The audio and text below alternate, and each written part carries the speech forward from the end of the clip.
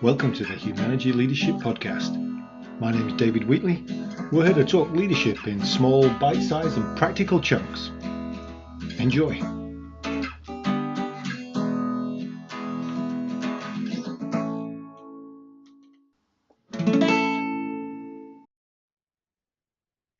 This is Corey with the Humanergy team. It is a deeper part of January. We're almost into February, and I'm thinking about routines today.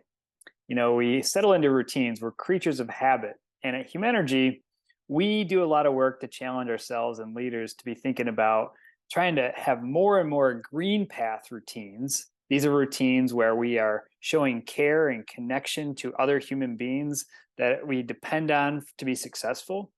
We're often open, we're curious, we're engaged in learning, and we try to minimize what we call red path routines. These are routines where we might find ourselves attacking, avoiding, withdrawing, pointing fingers, blaming, judging, and those are routines that ultimately can hold us back. Right? They're much more focused on ourselves. So let me give you an example. A routine can often be in a setting, a workplace setting or a team setting, right? Where somebody's showing up habitually late to a weekly check-in or a weekly stand-up with our team. So 5 minutes into the meeting, that person joins. And my routine is I start to engage in self-talk. And I can't stand the fact that they show up late. And here they are again, coming in, disrupting us as we're already building momentum into the meeting. And I engage in self-talk. And eventually, maybe 2 months or 3 weeks or 6 months down the road, I blow up at them.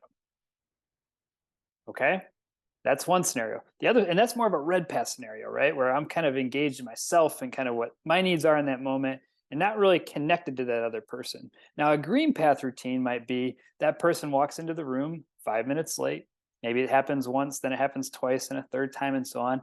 And rather than draw on the routine of self-talk, I get curious and I wonder, what is it about this meeting time that has them habitually late?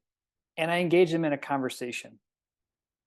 And that is a much different outcome, a much different result, where we can work through that together, perhaps make some switches in our schedules and so on, and do things a little bit differently if there's something about that time in the week that's holding them back from being a more connected part of our team.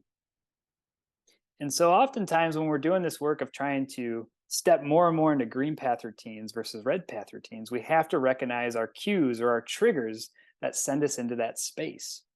In this case, the cue is somebody showing up late. Which routine do I want to engage in? Be curious, which is more green path, or start to engage in self-talk and attacking and judging and so on. And if I'm not happy with that red path routine, then I need to start to think about what is that different routine that I want to access the next time somebody shows up late.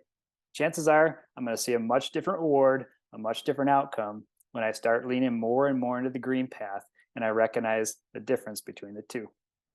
So as we set up for more and more into the year, here's the challenge. Let's keep getting after the green path routines and minimize more and more of those red path routines.